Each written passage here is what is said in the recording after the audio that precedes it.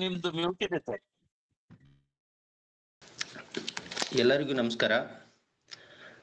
ಇವತ್ತು ಬಂಡಾರ್ ಪ್ರಕಾಶನ್ ಮಸ್ಕಿ ಅವರು ಹೈದರಾಬಾದ್ ಕರ್ನಾಟಕದಲ್ಲಿ 100 ದಿನಗಳ ಕಾಲ ಒಂದು ವಿಶಿಷ್ಟವಾದ ಕಾರ್ಯಕ್ರಮವನ್ನು ಆಯೋಜನೆ ಮಾಡಿಕೊಂಡಿದ್ದಾರೆ. ಈ ಕಾವ್ಯ ಕರ್ನಾಟಕ ಮಾಲಿಕೆಯ ಕವನಗಳ ಪ್ರಾಯೋಗಿಕ ವಿಮರ್ಶೆ ಆನ್ಲೈನ್ ಉಪನ್ಯಾಸ ಸರಣಿ 76ನೇ ದಿನಕ್ಕೆ ತಮ್ಮೆಲ್ಲರಿಗೂ ಆತ್ಮೀಯವಾದ ಸ್ವಾಗತವನ್ನು ಕೋರುತ್ತಾ, ಇವತ್ತು ಕವಿ ಕಾಳಿದಾಸ್ ಅವರು ರಚಿಸಿರುವಂತಹ ಶಾಕುಂತಲ ಕೃತಿಯ ಅನುವಾದಕರಾಗಿರುವಂತಹ ಚುರುಮುರಿ ಶೇಷಗಿರಿ ಸರ್ ಅವರ ನಾಂದಿ ಭಾಗದ ಪದ್ಯಗಳನ್ನು ಕುರಿತು ಪ್ರಾಯೋಗಿಕ ವಿಮರ್ಶೆಗೆ ಒಳಪಡಿಸಲು ನಮ್ಮೊಂದಿಗೆ ಇರುವ ನಾಡಿನ ಹೆಸರಾಂತ ಭಾಷಾಂತಕಾರರು ಆಗಿರುವ ಪ್ರೊಫೆಸರ್ ವಿ ತಾರಕೇಶ್ವರ್ ಸರ್ ಅವರಿಗೆ ಬಂಡಾರ್ ಪ್ರಕಾಶನ್ ಮಸ್ಕಿ ವತಿಯಿಂದ ಹಾಗೂ ಕಾವ್ಯ ಕರ್ನಾಟಕ ಮಾಲಿಕೆಯ ಬಳಗದ ವತಿಯಿಂದ ಹೃದಯಪೂರ್ವಕವಾಗಿ ತಮಗೆ ಸ್ವಾಗತವನ್ನು ಕೋರ್ತಾ ಇದ್ದೇನೆ. ಹಾಗೇನೆ ಈ ಉಪನ್ಯಾಸ ಸರಣಿಯಲ್ಲಿ ಭಾಗವಹಿಸಿರುವಂತಹ ಎಲ್ಲ ಸಹೃದಯರಿಗೆ ಪ್ರೀತಿಪೂರ್ವಕವಾಗಿ ಸ್ವಾಗತವನ್ನು ಕೋರುತ್ತಾ, ಸರ್ ಅವರ ಸಂಕ್ಷಿಪ್ತ ಪರಿಚಯ ತಮ್ಮೊಂದಿಗೆ ಹಂಚಿಕೊಳ್ಳಲು ನಾನು ಬಯಸ್ತಾ ಇದ್ದೇನೆ. ಪ್ರೊಫೆಸರ್ ವಿ ತಾರಕೇಶ್ವರ್ ಸರ್ ಅವರು ಭಾರತದ ಪ್ರಸಿದ್ಧ ಭಾಷಾಂತರ ಅಧ್ಯಯನದ ವಿದ್ವಾಂಸರು, ಶಿಕ್ಷಣ ತಜ್ಞರು ಆಗಿದ್ದಾರೆ. ಮೂಲತಃ ಬೆಂಗಳೂರಿನವರಾದ ಇವರು ಬೆಂಗಳೂರು ವಿಶ್ವವಿದ್ಯಾಲಯದಿಂದ ಇಂಗ್ಲಿಷ್ MA ಪದವಿಯನ್ನು, ಪಾಂಡಿಚೇರಿ ವಿಶ್ವವಿದ್ಯಾಲಯದಿಂದ MPhil ಪದವಿಯನ್ನು, ಹಾಗೇನೆ ಹೈದರಾಬಾದ್ ಕೇಂದ್ರೀಯ ವಿಶ್ವವಿದ್ಯಾಲಯದಿಂದ PhD ಪದವಿಯನ್ನು ಪಡೆದಿರುತ್ತಾರೆ. ಹಂಪಿ ವಿಶ್ವವಿದ್ಯಾಲಯದ ಭಾಷಾಂತರ ಅಧ್ಯಯನ ವಿಭಾಗದಲ್ಲಿ ಸಹಾಯಕ ಪ್ರಾಧ್ಯಾಪಕರಾಗಿ ತಮ್ಮ ವೃತ್ತಿ ಜೀವನವನ್ನು ಆರಂಭಿಸಿದ ತಾರಕೇಶ್ವರ್ ಸರ್ ಅವರು ಸದ್ಯ ಹೈದರಾಬಾದ್ನ ಆಂಗ್ಲ ಮತ್ತು ವಿದೇಶ ಭಾಷೆಗಳ ವಿಶ್ವವಿದ್ಯಾಲಯದಲ್ಲಿ ಭಾಷಾಂತರ ಅಧ್ಯಯನ ವಿಭಾಗದಲ್ಲಿ ಪ್ರಾಧ್ಯಾಪಕರಾಗಿ ಮತ್ತು ವಿಭಾಗದ ಮುಖ್ಯಸ್ಥರಾಗಿ ಸೇವೆಯನ್ನು ಸಲ್ಲಿಸ್ತಾ ಇದ್ದಾರೆ. ಕನ್ನಡ ಮತ್ತು ಇಂಗ್ಲಿಷ್ ಭಾಷೆಯಲ್ಲಿ ಬರೆಯುವ ಇವರು ಭಾಷಾಂತರ ಅಧ್ಯಯನ, ಸಾಂಸ್ಕೃತಿಕ ಅಧ್ಯಯನ, ವಸಾಹತುಶಾಹಿ ಮತ್ತು ರಾಷ್ಟ್ರೀಯತೆ, ಭಾಷಿಕ ರಾಷ್ಟ್ರೀಯತೆ, ಸಾಹಿತ್ಯ ಚರಿತ್ರೆ ಮುಂತಾದ ಕ್ಷೇತ್ರದಲ್ಲಿ ವ್ಯಾಪಕವಾಗಿ ತಮ್ಮ ಸಂಶೋಧನೆ ನಡೆಸಿದ್ದಾರೆ. ಈ ಹಿಂದೆ ಹಂಪಿ ವಿಶ್ವವಿದ್ಯಾಲಯದಲ್ಲಿ ಸೇವೆ ಸಲ್ಲಿಸುತ್ತಿದ್ದಾಗ classical Kannada textiles in English ಎಂಬ ಅನುವಾದ ಸರಣಿಯನ್ನು ಸಂಯೋಜಿಸಿದ್ದಾರೆ ಮತ್ತು ಹಲವಾರು ಸಂಶೋಧನೆ ಯೋಜನೆಗಳನ್ನು ನಿರ್ವಹಿಸಿದ್ದಾರೆ. Rethinking the crisis in English studies ಎಂಬ ರಾಷ್ಟ್ರೀಯ ಮಟ್ಟದ ಯೋಜನೆಯನ್ನು ಸಂಯೋಜಿಸಿದ್ದಾರೆ. ಕಳೆದ 30 ವರ್ಷಗಳಿಂದ ಭಾಷಾಂತರ ಅಧ್ಯಯನ ಬೋಧನೆ ಮಾಡಿ ಅನುಭವ ಹೊಂದಿರುವ ಇವರು ಸುಮಾರು 200ಕ್ಕೂ ಹೆಚ್ಚು ವಿಚಾರ ಸಂಕಿರಣ ಮತ್ತು ಸಮಾವೇಶಗಳಲ್ಲಿ ಸಂಶೋಧನಾ ಪ್ರಬಂಧವನ್ನು ಮಂಡಿಸಿದ್ದಾರೆ. ಜೊತೆಗೆ ಹಲವು ಸಂಶೋಧನಾ ಪತ್ರಿಕೆ ಸಂಪಾದಕೀಯ ಮಂಡಳಿಯ ಸದಸ್ಯರಾಗಿ ನಮ್ಮೊಂದಿಗೆ ಇದ್ದಾರೆ. ಸರ್ ಅವರಿಗೆ ಮತ್ತೊಮ್ಮೆ ಅವರಿಗೆ ಪ್ರೀತಿಪೂರ್ವಕವಾಗಿ ಸ್ವಾಗತವನ್ನು ಕೋರುತ್ತಾ, ಅವರಿಗೆ ಉಪನ್ಯಾಸ ನೀಡಲು ಅನುವು ಮಾಡಿ ಕೊಡ್ತಾ ಇದ್ದೇನೆ. ಸರ್ ತಮಗೆ ಮತ್ತೊಮ್ಮೆ ಸ್ವಾಗತ ಕೋರಿ ತಾವು ಮಾತನಾಡೋದಕ್ಕೆ ಅವಕಾಶ ಮಾಡ್ತಿದ್ದೇವೆ. ಸರ್ ಎಲ್ರಿಗೂ ನಮಸ್ಕಾರ. ನನ್ನ ಪರಿಚಯ ಮಾಡಿಕೊಟ್ಟ ನಾಗರಾಜು ಅವರಿಗೂ ವಂದನೆಗಳು. ನಾನಿವತ್ತು ಸಂಸ್ಕೃತ ನಾಟಕದ ಅನುವಾದವನ್ನು ಕುರಿತು ಮಾತಾಡ್ತಾ ಇದ್ದೀನಿ. ಆದರೆ ಇದು ಕಾವ್ಯ ಸರಣಿ ಅಂತ ಇದೆ. ಇದರೊಳಗೆ ಇದು ಯಾವ ರೀತಿ ಫಿಟ್ ಆಗುತ್ತೆ ಅನ್ನೋ ಪ್ರಶ್ನೆ ನನಗೂ ಇತ್ತು. ಆದರೆ ಇದರ ಆಯೋಜಕರಲ್ಲಿ ಒಬ್ಬರಾದ ಪ್ರೊಫೆಸರ್ ಬಸವರಾಜ್ ಕೊಡಗಂಟಿ ಅವರು ಇಲ್ಲ, ನೀವು ಅದ್ರ ಬಗ್ಗೆನೇ ಮಾತಾಡ್ಬೋದು. ಮೂಲತಃ ಸಂಸ್ಕೃತದಲ್ಲಿ ಎಲ್ಲವೂ ಕೂಡ ಕಾವ್ಯಮಯವಾಗಿ ಇದ್ದದ್ದು. ಕೇವಲ ಕಾವ್ಯ ಅಂತ ನಾವು ಇವತ್ತು ಯಾವುದನ್ನ ಸಂಕುಚಿತ ದೃಷ್ಟಿಕೋನದಲ್ಲಿ ನೋಡ್ತೀವಿ ಅದಷ್ಟೇ ಅಲ್ಲದೆ ನಾಟಕವೂ ಕಾವ್ಯ ಪ್ರಕಾರವೇ ಆಗಿತ್ತು. ದೃಶ್ಯ ಕಾವ್ಯ ಅಂತ ಅದನ್ನ ಕರಿತಾ ಇದ್ವಿ. ಹಾಗೆಯೇ ಶಾಸ್ತ್ರಗಳು ಕೂಡ ಕಾವ್ಯಮಯವಾಗಿಯೇ ಇದ್ದವು, ಅಂದರೆ ಪದ್ಯಮಯವಾಗಿ. ನಮ್ಮದು ಮೂಲತಃ ಒಂದು ಓರಲ್ ಸಂಸ್ಕೃತಿ ಆಗಿದ್ದರಿಂದ ಬರವಣಿಗೆ ನಮಗೆ ಬಂದದ್ದೇ ಕ್ರಿಸ್ತ ಪೂರ್ವ 3ನೇ ಶತಮಾನದಲ್ಲಿ. ಈ ಕ್ರಿಸ್ತ ಪೂರ್ವ 3ನೇ ಶತಮಾನಕ್ಕಿಂತ ಮುಂಚೆ ಬರವಣಿಗೆ ಅನ್ನುವಂಥದ್ದು ನಾವು ಇವತ್ತು ಯಾವುದನ್ನ ಭಾರತ ಎಂದು ಕರೀತೀವಿ ಇಲ್ಲಿ ಕಂಡು ಬಂದಿರಲಿಲ್ಲ. ಅಶೋಕನ ಶಾಸನಗಳು ಬಹಳ ಮುಖ್ಯವಾಗಿ ಬರವಣಿಗೆಯಲ್ಲಿ ಮೊದಲನೇ ಹಂತವನ್ನ ನಮಗೆ ಕಾಣಿಸುತ್ತೆ. ಸೊ ಅದಾದ ನಂತರವಷ್ಟೇ ನಮಗೆ ಬರವಣಿಗೆ ಬಂದದ್ದು. ಬರವಣಿಗೆ ಬಂದರೂ ಕೂಡ ಅದು ಮುಖ್ಯವಾಗಿ ಶಿಲಾಲೇಖಗಳಲ್ಲಿ ಅಥವಾ ತಾಮ್ರ ಶಾಸನಗಳಲ್ಲಿ, ಇಲ್ಲ ಅಂದ್ರೆ ಪಾಮ್ ಲೀಫ್ ತಾಳೆಗರಿಗಳಲ್ಲಿ ರಚನೆ ಆಗ್ತಾ ಇತ್ತು. ಅವೆಲ್ಲ ತುಂಬಾ ಕಷ್ಟದ ಕೆಲಸ ಆಗಿದ್ರಿಂದ ಬರವಣಿಗೆ ಹೆಚ್ಚು ವ್ಯಾಪಕವಾಗಿರಲಿಲ್ಲ. ಪಠ್ಯಗಳೆಲ್ಲವೂ ಕೂಡ ಮೌಖಿಕವಾಗಿಯೇ ಹಸ್ತಾಂತರವಾಗ್ತಾ ಇದ್ದಂಥ ಸಂದರ್ಭಗಳು. ಸೊ ಈ ಕಾರಣಕ್ಕಾಗಿಯೇ ಎಲ್ಲವೂ ಕೂಡ ಒಂದು ಛಂದೋಬದ್ಧವಾಗಿ ಬರವಣಿಗೆ ಆಗ್ತಾ ಇದ್ವು. ಅದು ಶಾಸ್ತ್ರವೇ ಆಗಿರಲಿ, ನಾಟಕವೇ ಆಗಿರಲಿ, ಅಥವಾ ಕಾವ್ಯವೇ ಆಗಿರಲಿ. ಸೊ ಆ ಅರ್ಥದಲ್ಲಿ ಎಲ್ಲವೂ ಕೂಡ ಕಾವ್ಯವೇ. ಅದೇ ಕಾರಣಕ್ಕಾಗಿಯೇ ನಾವು ಹಳಗನ್ನಡವನ್ನ ಅಥವಾ ಆಧುನಿಕ ಪೂರ್ವ ಸಾಹಿತ್ಯವನ್ನು ಓದಬೇಕಾದ್ರೆ ಶಾಸ್ತ್ರ ಸಾಹಿತ್ಯ, ಶಾಸ್ತ್ರ ಕಾವ್ಯ ಎನ್ನುವ ಪದಗಳನ್ನ ನಾವು ಬಳಸ್ತೀವಿ. ಸೊ ಆ ಕಾರಣಕ್ಕಾಗಿ ಕಾಳಿದಾಸನ ಈ ನಾಟಕವನ್ನು ಕೂಡ ದೃಶ್ಯ ಕಾವ್ಯವಾಗಿ ನಾವು ಪರಿಗಣಿಸಬಹುದು.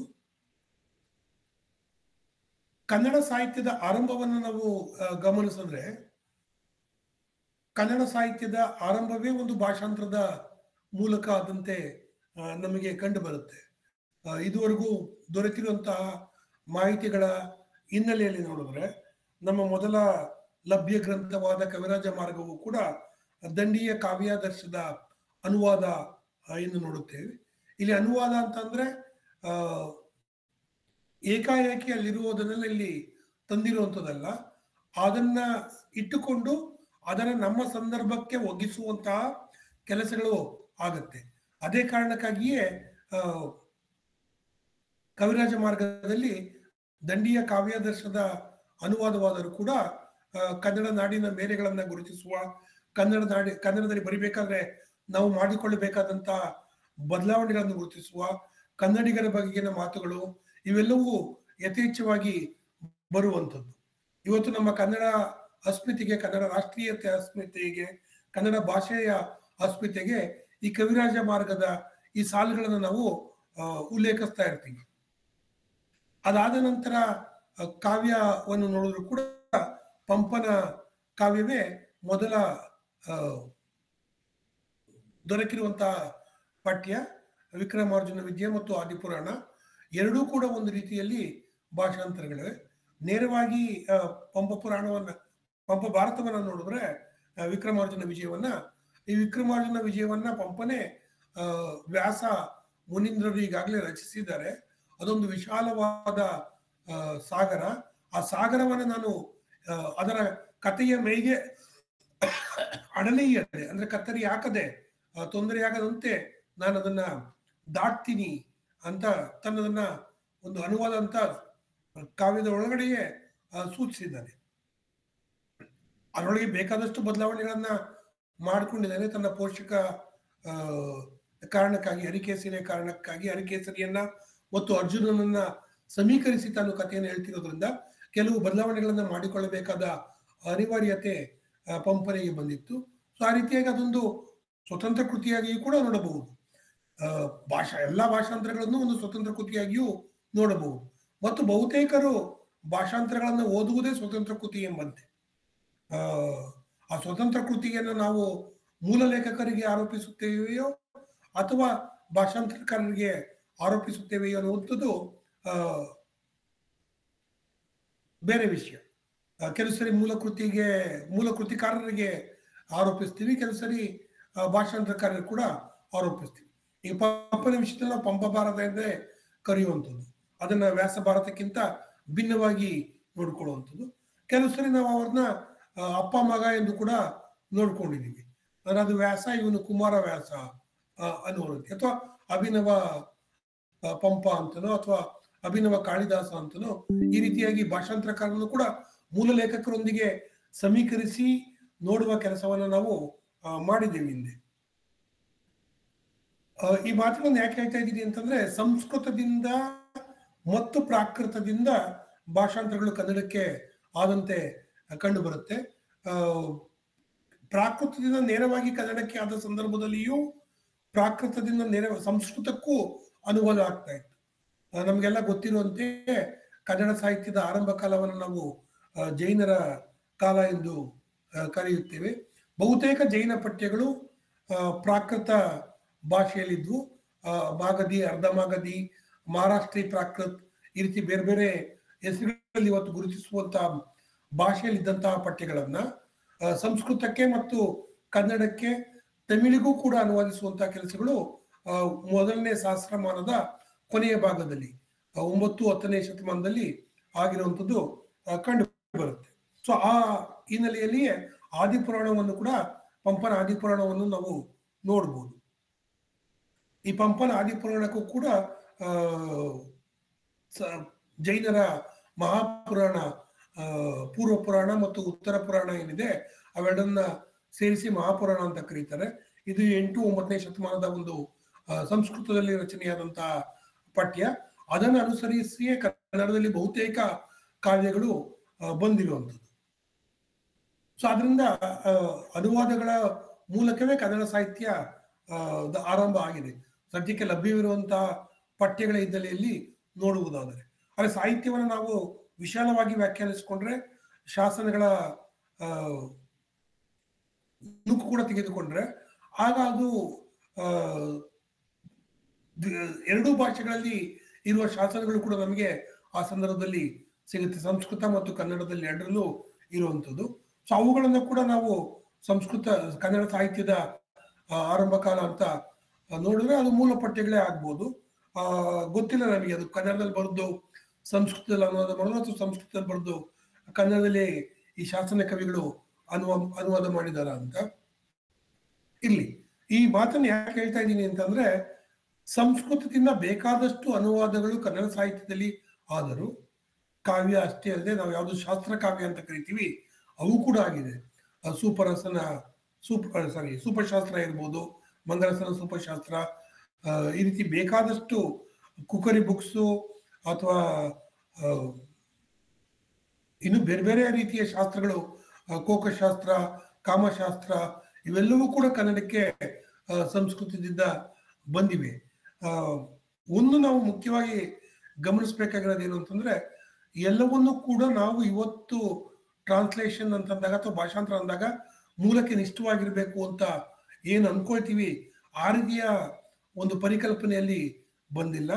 ಕನ್ನಡಕ್ಕೆ ಅಗತ್ಯವಾದ ರೀತಿಯಲ್ಲಿ ಮತ್ತು ಮೂಲ ಪಠ್ಯವನ್ನ ಉದ್ಧರಿಸುವ ರೀತಿಯಲ್ಲಿ, ಅಂದ್ರೆ ಅದಕ್ಕೆ ಮತ್ತಷ್ಟು ಮಾಹಿತಿಗಳನ್ನ ಸೇರಿಸಿ ಅಪ್ ಟು ಡೇಟ್ ಮಾಡುವಂತ ಒಂದು ಪ್ರಕ್ರಿಯೆಯಾಗಿ ನಮಗೆ ಭಾಷಾಂತರ ಕಂಡು ಬಂದಿದೆ.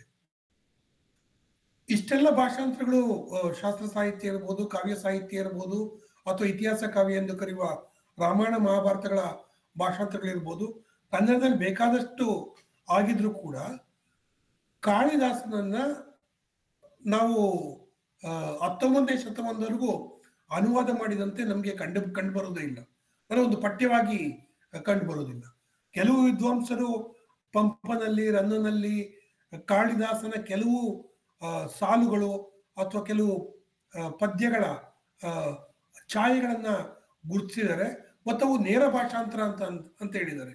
ಅಂದ್ರೆ ಇದೊಂದು ರೀತಿಯಾಗಿ ಬೇಟೆಯನ್ನ ವಿವರಿಸಬೇಕಾದ್ರೆ ಇದಕ್ಕಿಂತ ಚೆನ್ನಾಗಿ ವಿವರಿಸೋದಕ್ಕೆ ಸಾಧ್ಯ ಇಲ್ಲ ಅಂತಂದಾಗ, ಈಗಾಗಲೇ ಕಾಳಿದಾಸ ವಿವರಿಸಿರುವ ರೀತಿಯಲ್ಲಿಯೇ ನೇರ ಅನುವಾದ ಅಂತ ಕೆಲವು ವಿದ್ವಾಂಸರುಗಳನ್ನ ಗುರುತಿಸಿದ್ದಾರೆ. ಇವುಗಳನ್ನ ನಾವು ಇದೊಂದು ಪರಿಕಲ್ಪನೆಯಲ್ಲಿ ವಿವರಿಸ್ಕೊಳ್ಬಹುದು. ಕವಿ ಸಮಯ ಅಂತ ಎಲ್ಲರೂ ಬಳಸುವಂತ ಕೆಲವು ಟ್ರೋಪ್ಸ್ ಅಂತ ಏನ್ ಹೇಳ್ತೀವಿ, ಆ ಟ್ರೋಪ್ಸ್ಗಳನ್ನ ನಾವು ಹಿಂದೆ ಕವಿ ಸಮಯ ಅಂತ ಕರಿತಿದ್ವಿ.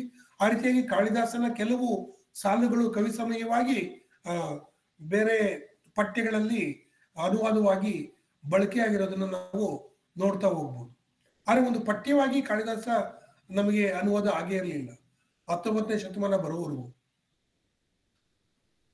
ಆದ್ರೆ ಇದೇ ರೀತಿಯ ಕೆಲಸವನ್ನ ನಾವು ಮಲಯಾಳಂನಲ್ಲಿ ನಮ್ಮ ಒಬ್ಬ ವಿದ್ಯಾರ್ಥಿನಿ ಮಾಡಿದಾಗ ಕಂಡು ಬಂದಿದ್ದೇನು ಅಂತಂದ್ರೆ, ಹಸ್ತಪ್ರತಿಗಳಲ್ಲಿ ಹೆಚ್ಚಾಗಿ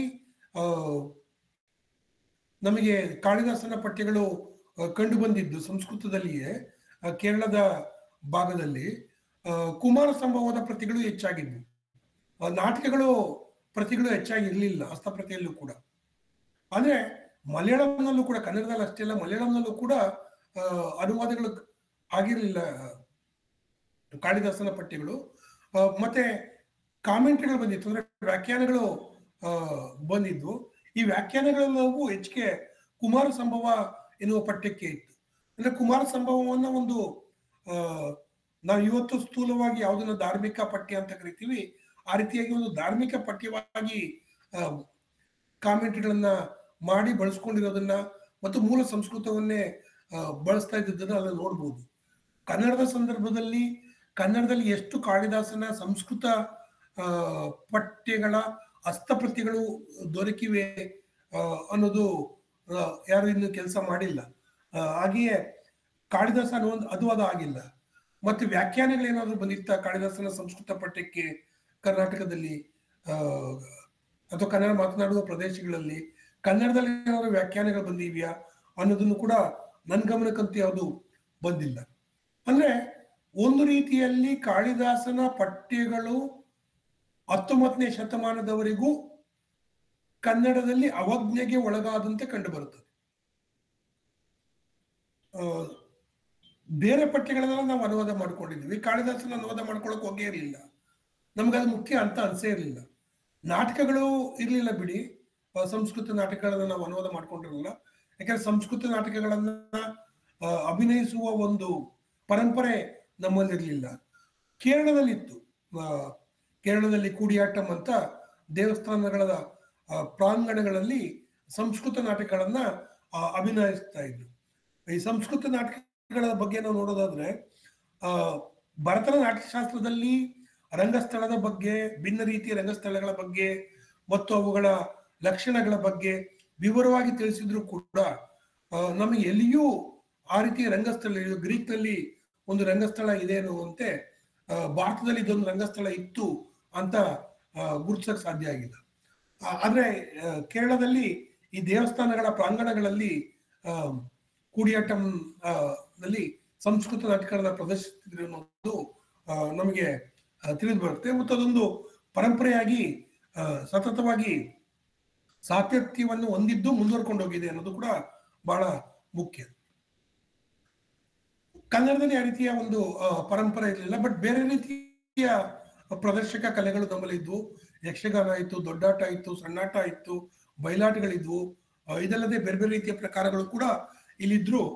ಸಂಸ್ಕೃತದಿಂದ ನೇರವಾಗಿ ಅನುವಾದ ಮಾಡಿ ಬಳಸುವ ಗೋಜಿಗೆ ನಾವು ಓದಂತೆ ಕಂಡು ಬರ್ತಿಲ್ಲ.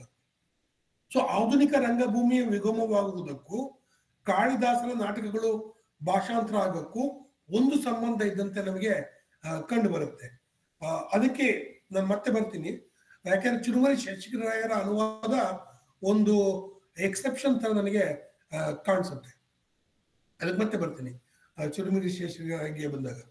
ಸೊ ಕಾಳಿದಾಸನ ಬಗ್ಗೆ ನಮಗೆ ಆಸಕ್ತಿ 19ನೇ ಶತಮಾನದಲ್ಲಿ ಬೆಳೆಯೋದಕ್ಕೆ ಏನ್ ಕಾರಣ ಅಂತ ನೋಡುತ್ತು ಅಂದ್ರೆ 18ನೇ ಶತಮಾನದ ಕೊನೆಯ ಭಾಗದಲ್ಲಿ ಬ್ರಿಟಿಷರ ಈಸ್ಟ್ ಇಂಡಿಯಾ ಕಂಪನಿಯ ಆಳ್ವಿಕೆ ಭಾರತದಲ್ಲಿ ಮುಖ್ಯವಾಗಿ ಈಶಾನ್ಯ ಭಾಗದಲ್ಲಿ ಬೆಂಗಾಲ್ನಲ್ಲಿ ಆರಂಭಗೊಳ್ಳುತ್ತೆ. ಪ್ಲಾಸಿ ಕದನದ ನಂತರ ಬ್ರಿಟಿಷರ ಈಸ್ಟ್ ಇಂಡಿಯಾ ಕಂಪನಿಯ ಆಳ್ವಿಕೆ ಆರಂಭ ಆಗುತ್ತೆ. ಆಳ್ವಿಕೆ ಆರಂಭಗೊಂಡಾಗ ಒಂದು ಘಟನೆ ನಡೆಯುತ್ತೆ. ಯಾಕೆಂದ್ರೆ ರಾಜನಾದನು ಆಳುವ ಒಂದು ಸಂಘಟನೆ ಆ ಜನಗಳ ವ್ಯಾಜ್ಯಗಳನ್ನ ಕೂಡ ಬಗೆಹರಿಸಬೇಕಾಗಿರುತ್ತೆ. ಸೊ ಆ ಬಗೆಹರಿಸಬೇಕಾದ ಸಂದರ್ಭದಲ್ಲಿ ಒಂದು ಸುಪ್ರೀಂ ಕೋರ್ಟ್ ಅನ್ನ ಅಲ್ಲಿ ಸ್ಥಾಪನೆ ಮಾಡ್ತಾರೆ, ಒಂದು ನ್ಯಾಯಾಲಯವನ್ನ ಸ್ಥಾಪನೆ ಮಾಡ್ತಾರೆ. ಅದು ಭಾರತದ ಮೊಟ್ಟ ಮೊದಲ ಸುಪ್ರೀಂ ಕೋರ್ಟ್ ಅಂತ ಹೇಳ್ಬೋದು. ಯಾಕಂದ್ರೆ ಕಲ್ಕತ್ತಾ ಆಗ ಕೇಂದ್ರ ಆಗಿತ್ತು. ಡೆಲ್ಲಿನಲ್ಲಿ ಮುಘಲ್ ಆಡಳಿಕೆ ನಡೀತಾ ಇತ್ತು. ಅಂದ್ರೆ ನಮ್ಮ ನೆಪ ಮಾತ್ರಕ್ಕೆ ಮೊಘಲ್ ಆಳ್ವಿಕೆ ನಡೀತಾ ಇತ್ತು ಆ ಸಂದರ್ಭದಲ್ಲಿ.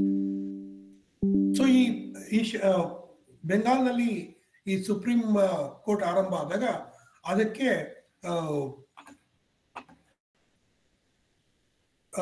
ನ್ಯಾಯಾಧೀಶರಾಗಿ ವಿಲಿಯಂ ಜೋನ್ಸ್ ಅನ್ನುವರು ಬರ್ತಾರೆ.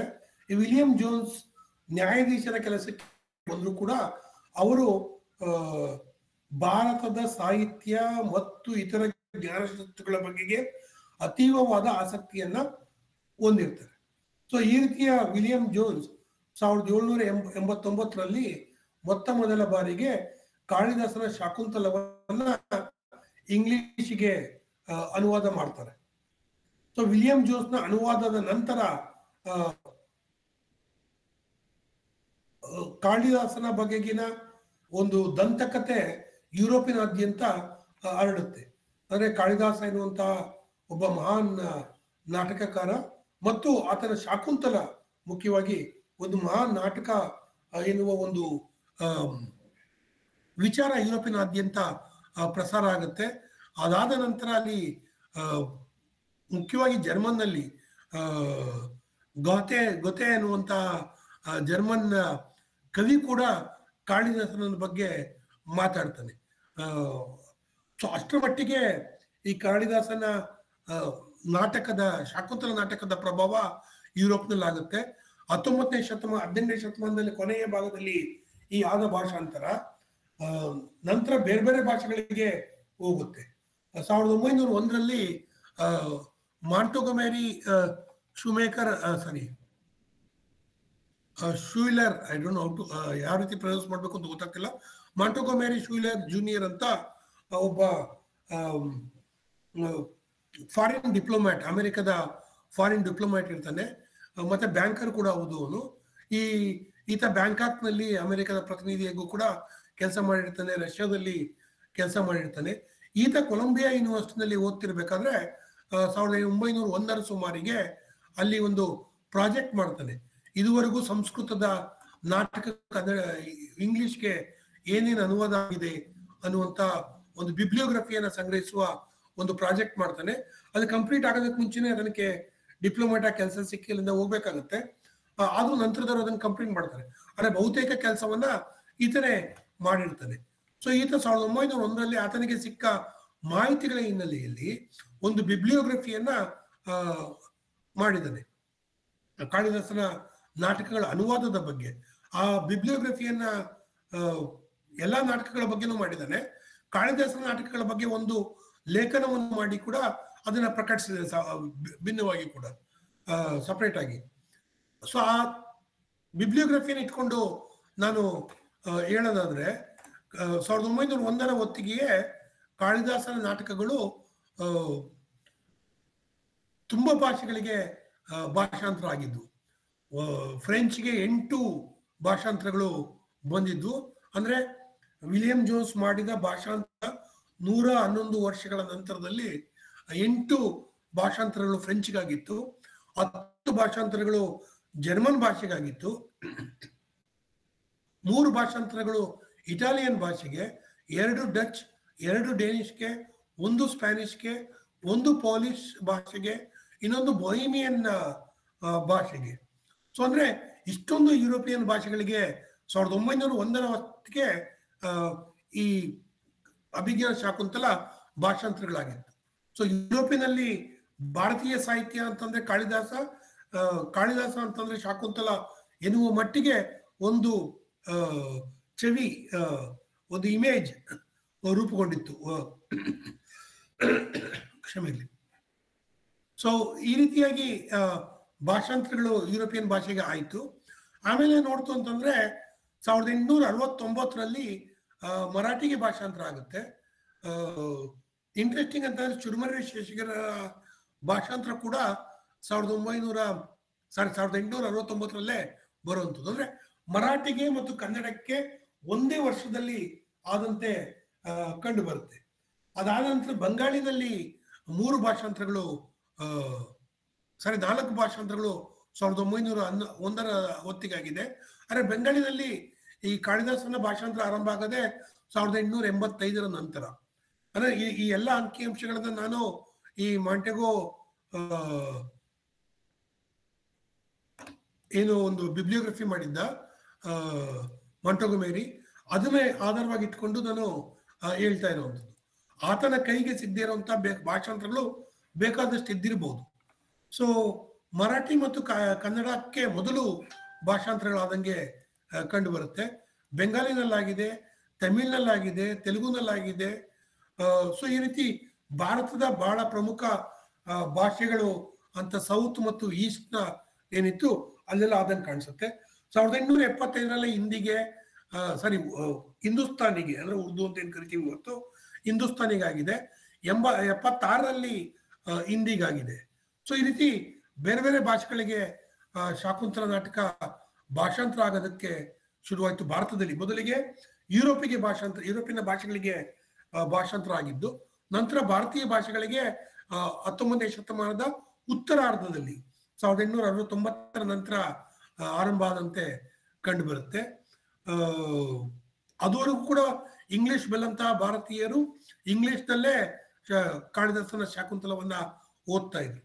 ನಂತರ ಅದು ಸಂಸ್ಕೃತ ಕಲಿಯುವ ಕೋರ್ಸ್ನಲ್ಲೂ ಕೂಡ ಸಿಲೆಬಸ್ ಆಗಿ ರೂಪುಗೊಳ್ಳುತ್ತೆ. ಆ ಸಿಲೆಬಸ್ ಆಗಿ ರೂಪುಗೊಂಡ ನಂತರ ಬೆಂಗಾಲಿ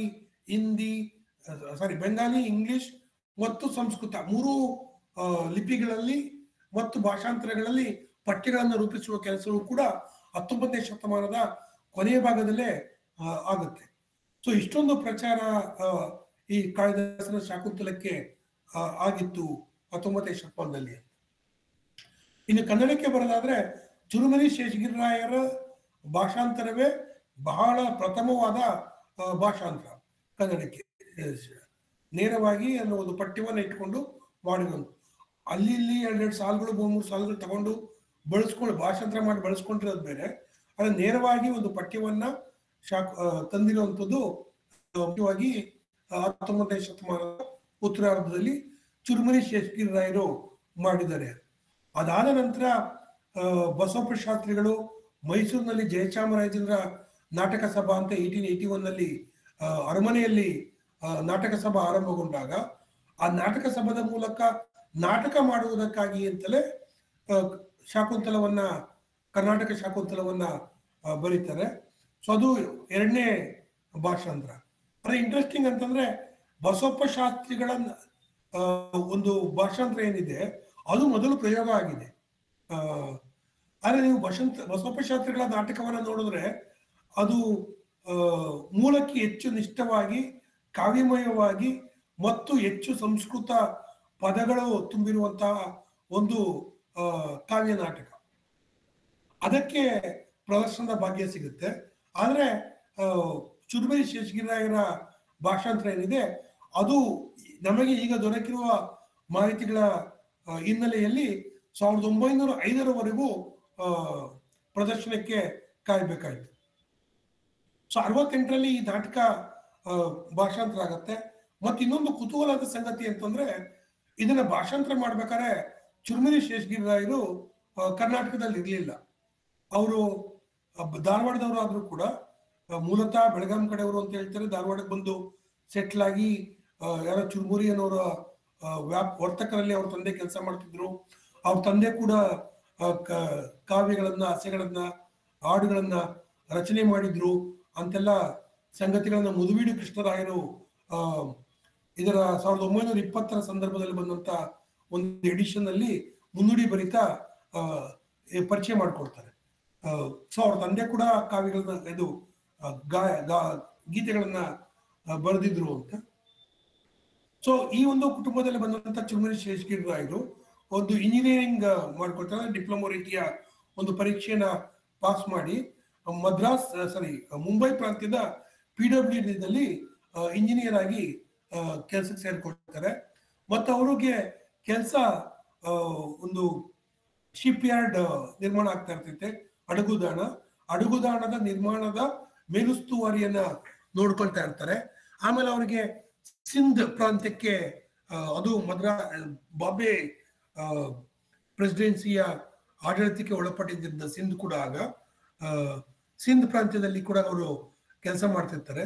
ಈ ಸಂದರ್ಭ ಅವರು ಬಾಂಬೆನಲ್ಲಿದ್ದಾಗ ಈ ಸಂಸ್ಕೃತ ನಾಟಕವನ್ನ ಕನ್ನಡಕ್ಕೆ 1869ರಲ್ಲಿ ತಂದಿದ್ದಾರೆ. ಮತ್ತದು ಬಾಂಬೆಯಿಂದನೇ ಮೊದಲಿಗೆ ಪ್ರಕಟ ಆಗಿರುವಂಥದ್ದು.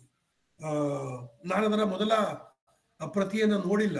ಅಂದ್ರೆ ಬಾಂಬೆ ಎಜುಕೇಶನ್ ಸೊಸೈಟಿ ಮುದ್ರಿಸ್ತು ಅಂತ ಹೇಳ್ತಾರೆ.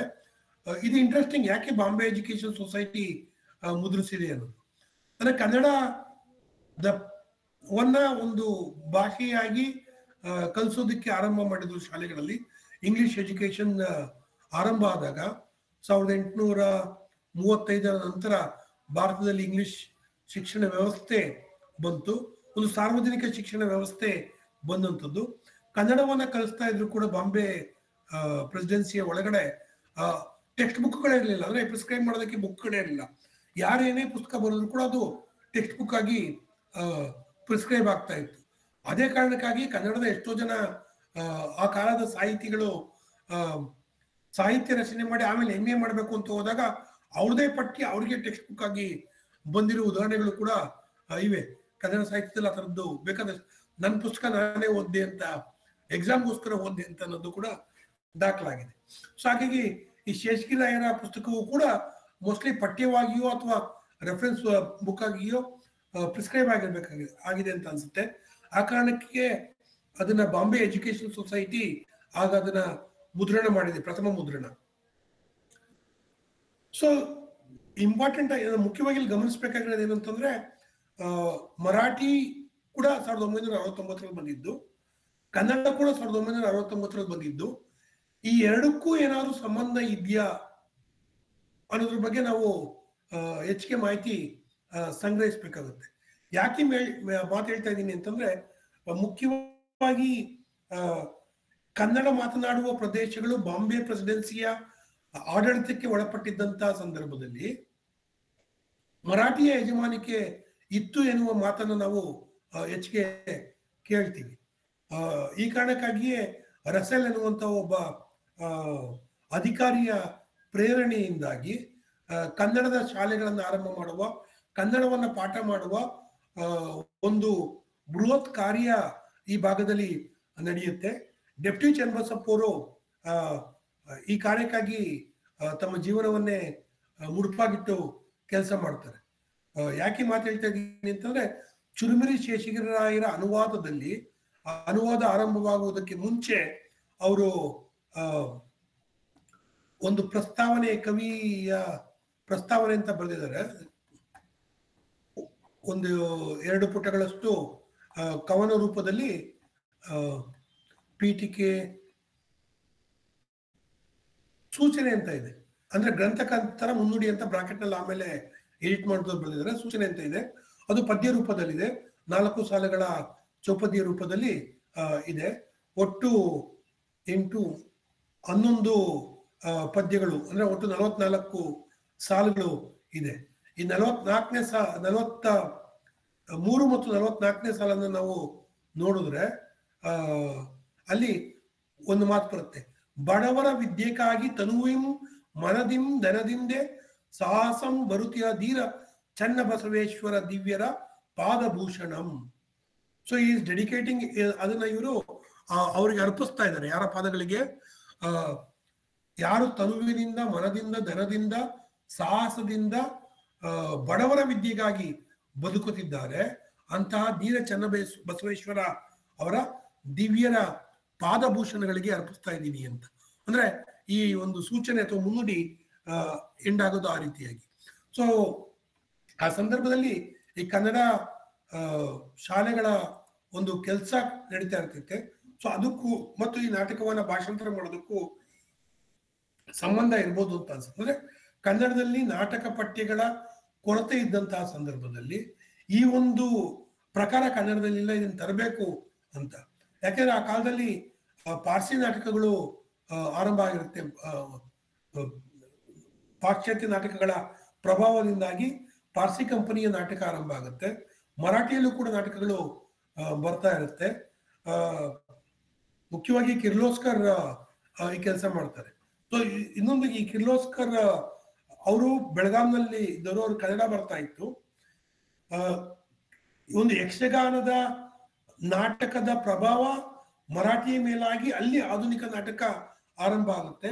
ಅದರೊಳಗೆ ಈ ಅಣ್ಣ ಕಿರ್ಲೋಸ್ಕರ್ ಅವರು ಬಹಳ ಮುಖ್ಯವಾದ ಪಾತ್ರವನ್ನ ವಹಿಸ್ತಾರೆ.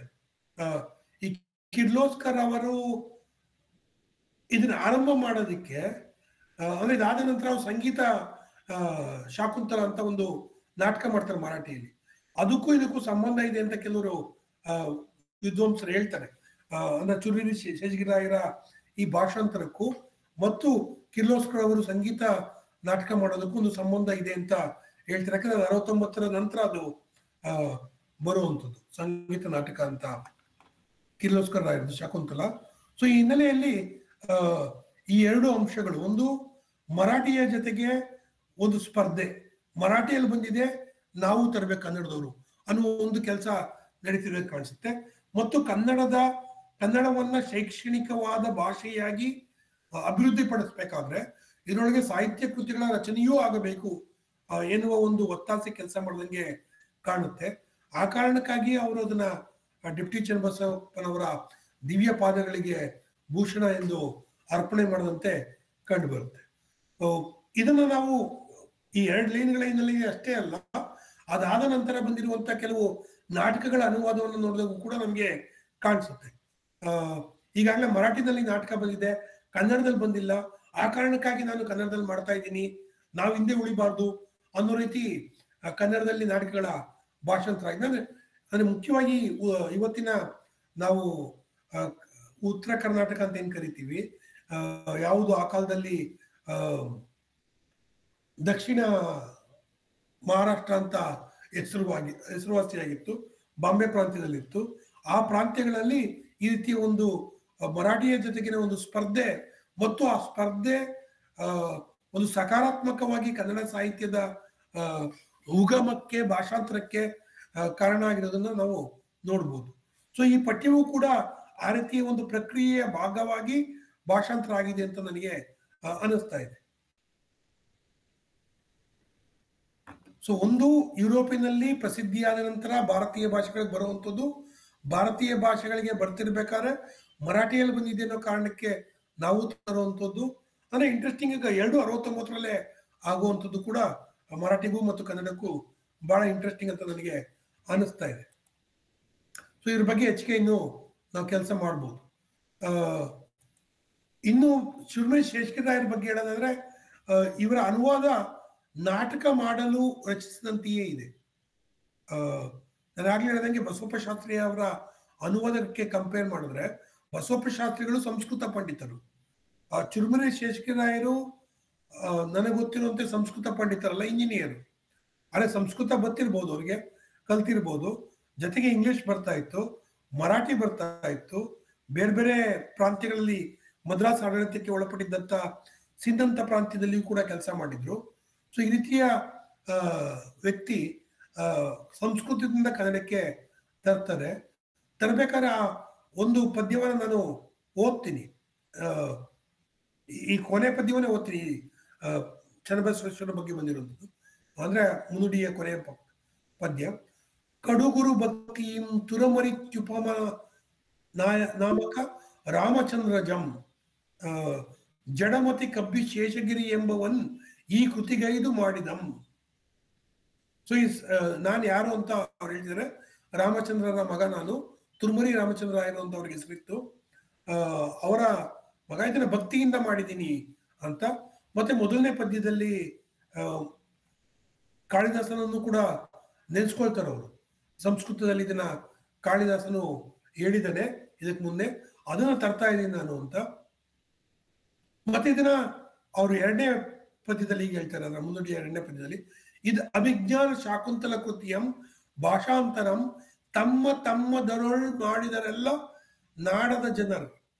ಅಂದ್ರೆ ಪ್ರತಿಯೊಂದು ನಾಡಿನ ಜನರು ತಮ್ಮ ತಮ್ಮ ಭಾಷೆಯಲ್ಲಿ ಶಾಕುಂತಲಾ ಕೃತಿಯನ್ನ ತಂದಿದ್ದಾರೆ. ಕರ್ನಾಟಕದೊಳಿಲ್ಲ ಎನ್ನುವ ಒಂದು ಅಂಶವನ್ನ ಮುಂದಿಟ್ಟುಕೊಂಡು ನಾನು ಸಾಯೋದಕ್ಕೆ ಮುಂಚೆ ಇದನ್ನ ಕನ್ನಡಕ್ಕೆ ತರಬೇಕು ಅಂತ, ಅದಲ್ಲದೆ ಎನ್ನ ಮರಣಂ ಯಾವಾಗಲೋ ಎಂದು ಸಿಕ್ಕಿದ ಶಬ್ದಗಳನ್ನಿಟ್ಟು ಶೀಘ್ರತರದಿಂದೀ ಕೃತ್ರಿಮಂ ಗೈದೆ ನಾವು. ನಾನು ಸಾಯೋದಕ್ಕೆ ಮುಂಚೆ ಇದನ್ನ ಟ್ರಾನ್ಸ್ಲೇಷನ್ ಮಾಡ್ಬೇಕು ನಾನು ಅಂತ ಅರ್ಜೆಂಟ್ ಆಗಿ ಮಾಡಿದ್ದೀನಿ, ಅದನ್ನ ಏನೋ ತಪ್ಪಿದ್ರೆ ಕ್ಷಮಿಸಿ ಅನ್ನೋ ರೀತಿ ಒಂದು ಮಾತನ್ನ ಕೂಡ ಅವರು ಆಡ್ತಾರೆ. ಸಿಕ್ಕಿದ ಶಬ್ದಗಳು ಅಂದ್ರೆ ನಾನು ಮೂಲಕ್ಕೆ ನಿಷ್ಠವಾಗಿ ಹೋಗ್ತಿಲ್ಲ ಅನ್ನೋದನ್ನ ಹೇಳ್ತಾರೆ. ಮುಂದೆ ಬೇಕಾದಷ್ಟು ಉಪಮೆಗಳು, ಪ್ರತಿಮೆಗಳನ್ನ ಇದ್ರ ಬಗ್ಗೆ ಕೊಡ್ತಾರೆ.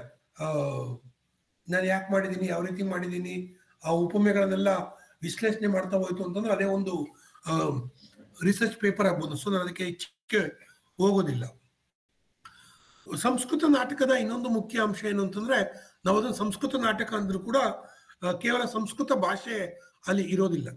ಯಾವ ಪಾತ್ರಗಳು ದ್ವಿಜ ಪಾತ್ರಗಳಾಗಿರ್ತವೆ, ಅಂದ್ರೆ ಟ್ವೈಸ್ ಬಾರ್ನ್ ಕ್ಯಾರೆಕ್ಟರ್ಸ್ ಆಗಿರ್ತವೆ, ಅಂದ್ರೆ ಬ್ರಾಹ್ಮಣ, ರಾಜ, ಮರ್ಚೆಂಟು, ಕ್ಷತ್ರಿಯ, ಇವರುಗಳು ಮಾತ್ರ ಸಂಸ್ಕೃತವನ್ನ ಮಾತಾಡ್ತಾರೆ.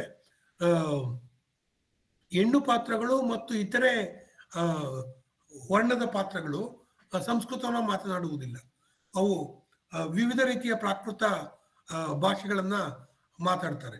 ಯಾಕಂದ್ರೆ ಸಂಸ್ಕೃತವನ್ನ ಆ ಪಾತ್ರಗಳು ಮಾಡದೆ ಮಾತಾಡ್ತಾ ಇರಲಿಲ್ಲ, ಮಾತಾಡಕೂಡ್ದು ಅಂತ ಕೂಡ ಇತ್ತು ಅಂತ ಅನ್ಸುತ್ತೆ. ಸೊ ಆ ಕಾರಣಕ್ಕಾಗಿಯೇ ಆ ಪಾತ್ರಗಳು ಸಂಸ್ಕೃತ ನಾಟಕದಲ್ಲಿ ಬಂದರೂ ಕೂಡ ಅವರೆಲ್ಲರೂ ಕೂಡ ಪ್ರಾಕೃತ ವಿವಿಧ ರೀತಿಯ ಪ್ರಾಕೃತ ಪಠ್ಯಗಳನ್ನ ಮಾತಾಡ್ತಾರೆ. ನಾವು ಭರತ ಮುನಿಯ ನಾಟ್ಯಶಾಸ್ತ್ರವನ್ನು ನೋಡಿದ್ರೆ ಯಾವ ಯಾವ ಪಾತ್ರಗಳು ಯಾವ ರೀತಿಯ ಪ್ರಾಕೃತಗಳನ್ನ ಬಳಕೆ ಮಾಡಬೇಕು ಎನ್ನುವ ಒಂದು ಪಟ್ಟಿಯದೊಳಗೆ ನಮಗೆ ಸಿಗುತ್ತೆ ಭರತನ ನಾಟ್ಯಶಾಸ್ತ್ರದಲ್ಲಿ. ಇಲ್ಲಿ ಈಗ ನಾನು ಬಹಳ ಮುಖ್ಯವಾದಂತ ಈ ನಾಂದಿ ಪದ್ಯದ ಭಾಷಾಂತರ ಏನಿದೆ ಅದಕ್ಕೆ ಮುಖ್ಯವಾಗಿ ಬರ್ತೀನಿ. ಇದು ಇವತ್ತಿನ ಮುಖ್ಯ ಭಾಗ ಆಗಿತ್ತು. ಇದುವರೆಗೂ ನಾನು ಮಾಡಿದೆಲ್ಲ ಏನು ಅಂತಂದ್ರೆ ಒಂದು ನಾಂದಿ ಹಾಕಿದ್ದು ಈ ಒಂದು ಭಾಷಾಂತರಕ್ಕೆ, ಒಂದು ಪೀಠಿಕೆ. ಸೊ ಈಗ ಮುಖ್ಯವಾಗಿ ಆ ನಾಟಕದ ನಾಂದಿ ಪದ್ಯಕ್ಕೆ ಬರೋಣ. ಸೊ ಈ ನಾಟಕದ ಮೊದಲನೇ ಪದ್ಯ ಬಹಳ ಮುಖ್ಯ ಸಂಸ್ಕೃತದಲ್ಲಿಯೂ ಕೂಡ. ಇಲ್ಲಿ ಎರಡು ರೀತಿಯ ಸಂಸ್ಕೃತದಲ್ಲೂ ಕೂಡ ಒಂದು ಪಠ್ಯ ಅಂತ ಇಲ್ಲ. ಕಾಳಿದಾಸನ ಶಾಕುಂತಲವು ಬೇರೆ ಬೇರೆ ಹಸ್ತಪ್ರತಿಗಳಲ್ಲಿ ಬೇರೆ ಬೇರೆ ರೂಪಾಂತರಗಳಿವೆ. ಮುಖ್ಯವಾಗಿ ಎರಡು ರೀತಿಯ ಮೊದಲ ನಾಂದಿಯನ್ನ ಗುರುತಿಸಿದರೆ, ಒಂದು ಸ್ವಲ್ಪ ಡೀಟೇಲ್ ಇರುವಂಥದ್ದು ಮುಖ್ಯವಾದ ಭಾಷಾಂತರಕಾರರು ಇಂಗ್ಲಿಷ್ಗೆ ಯಾರು ಮಾಡಿದ್ದಾರೆ ಅವರೆಲ್ಲವೂ ಕೂಡ ಈ ವಿಸ್ತೃತ ಮಾದರಿಯನ್ನೇ ಬಳಸ್ಕೊಂಡಿದ್ದಾರೆ. ಮೊದಲಿಗೆ ನಾನು ಹೇಳಿದಂಗೆ ವಿಲಿಯಂ ಜೋನ್ಸ್ ಇರ್ಬೋದು, ಆ ನಂತರ ಮೋನಿಯರ್ ವಿಲಿಯಮ್ಸ್ ಸಂಸ್ಕೃತದ ಕೊಟ್ಟು ಅದಕ್ಕೆ ಭಾಷಾಂತರ ಕೊಟ್ಟು ಅದಕ್ಕೆ ವಿವರಣೆಗಳನ್ನು ಕೊಟ್ಟಿರುವಂತ ಒಂದು ಅನುವಾದ ಇದೆ. ಅದು ಬಹಳ ಜನ ಯೂಸ್ ಮಾಡ್ತಾರೆ. ಯಾಕಂದ್ರೆ ಅಲ್ಲಿ ಪ್ರತಿ ಪದವನ್ನು ಕೂಡ ಆತ ಎಕ್ಸ್ಪ್ಲೈನ್ ಮಾಡ್ತಾನೆ ಸಂಸ್ಕೃತದಲ್ಲಿ ಕೊಡೋದ್ರ ಜೊತೆಗೆ, ಅಂದ್ರೆ ದೇವನಾಗರಿಯಲ್ಲಿ ಕೊಡೋದ್ರ ಜೊತೆಗೆ. ಇವರೆಲ್ಲರೂ ಕೂಡ ವಿಸ್ತೃತವಾದ ಈ ಮೊದಲ ಪದ್ಯವನ್ನ ಬಳಸ್ಕೊಂಡಿದ್ದಾರೆ ತಮ್ಮ ಅನುವಾದದಲ್ಲಿ. ಆ ಪದ್ಯವನ್ನ ನಾವು ನೋಡೋದಾದ್ರೆ ಇದು ಕನ್ನಡದಲ್ಲಿ ತಳೆದಿಯ ಪರಾತ್ಪರನು ಅರಿ ನಾಟ್ಯ ರೂಪಂ ಈಗ ಶುರುವಾಗುತ್ತೆ. ಜಲ ಮೆಲ್ಲರು ಮಿಳಿಯು ತಿಳಿವು ಬೆಳಕು ಬಾಂದಳದಂಗಳು ತಾನೆಯಾಗಿ, ಅಲ್ಲಿ ನೆಕ್ಸ್ಟ್ ಇದು ಪಲ್ಲವಿ ಅಂತ ಆಗುತ್ತೆ. ನೆಕ್ಸ್ಟ್ ಪದ್ಯ ಬರುತ್ತೆ. ತಿಳಿಯುವ ಜಡಮಾದ ಜೀವಮಾದ ಕಲಿವ ತಾ ಕಲಿಸುವನು, ತಾನೇ ಸೋಲುವ ಗೆಲ್ಲುವ ದೀನನು, ತಾ ದನಿತಾ ಸತಿಪತಿ ತಾ ದುಃಖ ಸುಖ ಬಡವ ಅಳಿದ ಉಳಿವ ನಿರುತದೊಳುತ್ತಲಿ ನಗುತ್ತಲಿ. ಸೊ ಇದು ಶೇಷಗಿರಿರಾಯರ ಅನುವಾದ.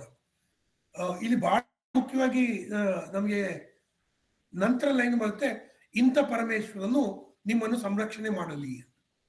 ಸೊ ಇಲ್ಲಿ ಬಹಳ ಮುಖ್ಯವಾಗಿ ನಾವು ನೋಡ್ಬೇಕಾಗಿರೋದು ಏನಂದ್ರೆ, ತಳದಿಹ ಪರಾತ್ಪರನು ಅರಿ ನಾಟ್ಯ ರೂಪಂ, ಅರಿ ನಾಟ್ಯ ರೂಪವನ್ನ ತಳೆದಿದ್ದಾನೆ ಅಂತ. ಅರಿ ಅಂದ್ರೆ ನಮ್ಗೆಲ್ಲರೂ ಗೊತ್ತಿರೋಗೆ ನೇರವಾಗಿ ವಿಷ್ಣು. ಕಾಳಿದಾಸನಲ್ಲಿ ಎಲ್ಲೂ ವಿಷ್ಣುವಿನ ಉಲ್ಲೇಖ ಇಲ್ಲ. ಅಲ್ಲಿ ಬರುವಂಥದ್ದು ಈಶ್ವರನ ಉಲ್ಲೇಖ, ಈಶಾ ಅಂತ ಬರುತ್ತೆ. ಬಹುತೇಕ ಅದನ್ನ ಇಂಗ್ಲಿಷ್ಗೆ ಭಾಷಾಂತರ ಮಾಡ್ಬೇಕಾದ್ರೆ ಈಶಾನ್ ಅದನ್ನ ಈಶ್ವರ ಅರ ಎನ್ನುವ ರೀತಿಯಲ್ಲಿಯೇ ಭಾಷಾಂತರ ಮಾಡಿದ್ದಾರೆ. ಇಲ್ಲಿ ಚುರುಮುನೆ ಶೇಷಗಿರಿರಾಯರು ಅದನ್ನ ಅರಿ ಅಂತ ಮಾಡಿರುವಂಥದ್ದು. ಇಲ್ಲಿ ಅವರು ವೈಷ್ಣವ ಪಂಥದ ಅನುಯಾಯಿಗಳಾಗಿದ್ದರ ಹಿನ್ನೆಲೆಯಲ್ಲಿ ಅರಿಯನ್ನ ತಂದ್ರ, ಅಥವಾ ಈಶಾ ಅನ್ನುವಂಥದ್ದು ಅಥವಾ ಪರಮೇಶ್ವರ ಅನ್ನುವಂಥದ್ದು ಈಶ್ವರ ಅನ್ನುವಂಥದ್ದು ಅರನೇ ಆಗ್ಬೇಕಾಗಿಲ್ಲ. ಅದು ಒಂದು ಆ ದಿವ್ಯ ಶಕ್ತಿ ಏನಿದೆ, ಇಡೀ ಪ್ರಪಂಚದ ಉತ್ಪನ್ನಕ್ಕೆ ಕಾರಣವಾದ ಶಕ್ತಿಯನ್ನು ಸೂಚಿಸುವ ಹಿನ್ನೆಲೆಯಲ್ಲಿ ಅದು ಯಾರೂ ಆಗಿರ್ಬೋದಾಗಿರೋ ಕಾರಣಕ್ಕಾಗಿ ಅದನ್ನ ಇವರು ಅರಿ ಅಂತ ಭಾಷಾಂತರ ಮಾಡ್ಕೊಂಡ್ರೆ ಅನ್ನೋದು ಬಹಳ ಮುಖ್ಯವಾಗಿ ಒಂದು ಆರ್ಗ್ಯುಮೆಂಟ್ ನಾವು ಮಾಡ್ಬೋದು. ಆದ್ರೆ ನಾವು ಮೂಲವನ್ನ ಗಮನಿಸಿದಾಗ ಈ ಪದ್ಯದಲ್ಲಿ ಏನಾಗುತ್ತೆ ಅಂದ್ರೆ, ಮೊದಲಿಗೆ ಈ 5 ಪಂಚಭೂತಗಳ ಬಗ್ಗೆ ಬರುತ್ತೆ. ಪಂಚಭೂತಗಳ ಜೊತೆಗೆ ಇನ್ನು 3 ಅಂಶಗಳು ಕೂಡ ಅದಕ್ಕೆ ಸೇರ್ಕೊಳ್ಳುತ್ತೆ, ಆತ್ಮ ಮನಸ್ಸು ಇವೆಲ್ಲವೂ. ಒಟ್ಟು 8 ಕೂಡ ಅಷ್ಟ ರೂಪ, ಶಿವನ ಅಷ್ಟರೂಪ ಎಂದು ತಿಳಿದಿದ್ದಾರೆ. ಆ ಕಾರಣಕ್ಕಾಗಿಯೇ ಈಶಾ ಎಂದು ಬಂದಾಗ ಸಂಸ್ಕೃತದಲ್ಲಿ ಪ್ರತಿಯೊಬ್ಬರೂ ಅದನ್ನ ಶಿವ ಎಂದು ಅರ ಎಂದು ನೋಡಿ ಅನುವಾದ ಮಾಡಿದ್ದಾರೆ. ಆದ್ರೆ ಇಲ್ಲಿ ಅದು ಅರಿ ಅಂತ ಆಗುತ್ತೆ. ಈ ಒಂದು ಪಲ್ಲಟ ಏನಾಗಿದೆ ಈ ಭಾಷಾಂತರದಲ್ಲಿ ಅದು ತುಂಬಾ ಇಂಟ್ರೆಸ್ಟಿಂಗ್ ಅಂತ ಅನ್ಸುತ್ತೆ. ಬಟ್ ಇದಿಲ್ಲಿ ನಂತರದೆಲ್ಲವೂ ಕೂಡ ಈ ಈ ಜಲ ಮೆದರು ಮಿಳಿಯು ಇಲ್ಲೆಲ್ಲವೂ ಕೂಡ ನಮಗದು ಪಂಚಭೂತಗಳನ್ನ ರೆಫರ್ ಮಾಡ್ತಿದ್ದಾರೆ ಅಂತ ಅನ್ಸೋದೇ ಇಲ್ಲ. ಅಷ್ಟು ಸುಲಲಿತವಾಗಿ ಕನ್ನಡದಲ್ಲಿ ಹೋಗುತ್ತೆ. ಸಂಸ್ಕೃತ ಅನ್ಸೋದೇ ಇಲ್ಲ ನಮ್ಗೆ. ಜಲ ಮೆಲನಂ ಮಿಳಿಯು ತಿಳಿವು ಬೆಳಕು ಬಾಂದಳಂಗಳಂ ಅಂಗಳಂ ತಾನೆಯಾಗಿ ತಿಳಿಯುವ ಜಡಂ ಆದ ಜೀವಮಾದ ಕಲಿವ ತಾ ಕಲಿಸುವನು ತಾನೇ ಸೋಲುವ ಗೆಲ್ಲುವ ದೀನನು ತಾದನಿ ತಾ ಸತಿ ಪತಿತ ದುಃಖಿ ಸುಖ ಬಡವ ಅಳಿದು. ಈ ಕಾಂಟ್ರಡಿಕ್ಷನ್ಸ್ ಗಳನ್ನ ವೈರುಧ್ಯಗಳನ್ನ ಹೇಳಿ ಈ ವೈರುಧ್ಯಗಳನ್ನೆಲ್ಲವನ್ನೂ ಮೀರುವ ಅರಿ ನಿಮ್ಗೆಲ್ಲರಿಗೂ ಸಂರಕ್ಷಣೆ ಮಾಡ್ಲಿ ಅಂತಾರೆ. ಆದ್ರೆ ಸಂರಕ್ಷಣೆ ಮಾಡ್ಲಿ ಅನ್ಬೇಕಾದ್ರೆ ಇಂಥ ಪರಮೇಶ್ವರನು ನಿಮ್ಮನ್ನು ಸಂರಕ್ಷಣೆ ಮಾಡಲಿ ಅಂತ. ಪರಮೇಶ್ವರ ಅಂದ್ರೆ ಅಲ್ಲಿ ಅರಿ ಅಂತಾನೆ ಅವರು ಡಿನೋಟ್ ಮಾಡ್ಕೊಂಡಿದ್ದಾರೆ. ಅಂದ್ರೆ ಮೂಲದಲ್ಲವನ್ನ ಪ್ರತಿಯೊಬ್ಬರು ಶಿವನಿಗೆ ಹೋಲಿಸಿ ಅನ್ವಯಿಸ್ತಿರ್ಬೇಕಾದ್ರೆ ಇವರು ಅದನ್ನ ಅರಿಗೆ ಹೋಲಿಸಿ ಆತನನ್ನೇ ಪರಮೇಶ್ವರ ಎಂದು ಸ್ತುತಿಸಿ ಈ ಭಾಷಾಂತರವನ್ನ ಈ ಮಂಗಲಾಚರಣೆ ಅಂತ ಏನ್ ಕರೀತಾರೆ ಕನ್ನಡದಲ್ಲಿ ಅದನ್ನ ಮಾಡೋದಂಗೆ ಕಂಡು ಬರುತ್ತೆ.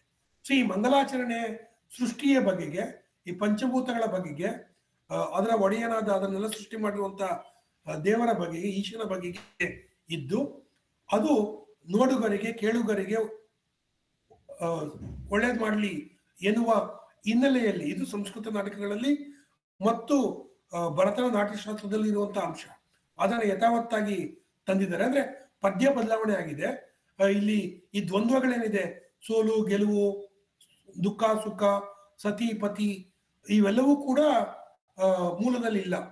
ಇದೆಲ್ಲವೂ ಕೂಡ ಎಲ್ಲೋ ಮಾಧ್ವ ಪರಂಪರೆಯ ಭಕ್ತಿ ಗೀತೆಗಳೇನಿವೆ ಉತ್ತರ ಕರ್ನಾಟಕದಲ್ಲಿ ಮತ್ತು ಕಲ್ಯಾಣ ಕರ್ನಾಟಕದಲ್ಲೂ ಕೂಡ ಅವುಗಳ ಪ್ರಭಾವದ ಹಿನ್ನೆಲೆಯಲ್ಲಿ ರೂಪುಗೊಂಡಂತ ಒಂದು ಕಾವ್ಯವಾಗಿ ನಮಗೆ ಕಂಡು ಬರುತ್ತೆ.